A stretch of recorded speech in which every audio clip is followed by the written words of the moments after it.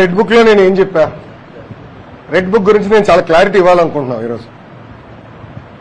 నా ప్రతి స్పీచ్ చూడండి, ఎవరైతే చట్టాలు ఉల్లంఘించి కార్యకర్తల్ని ప్రజల్ని ఇబ్బంది పెట్టారో వాళ్ళని నేను వదిలిపెట్టాను అని స్పష్టంగా హామీ ఇచ్చాను. మళ్ళీ రిపీట్ చేస్తున్నా, చట్టాలు ఉల్లంఘించిన ఓకే. జోగి రమేష్ గారు అబ్బాయి ఏం చేశాడో ప్రజలు తెలుసుకోవాలి.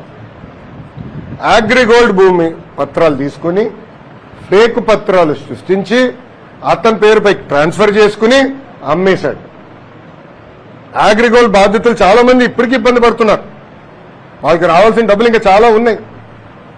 అగ్రిగోల్డ్ భూములపైన ఫేక్ పత్రాలు సృష్టించి అమ్మేశాడు, డబ్బులు సంపాదించాడు.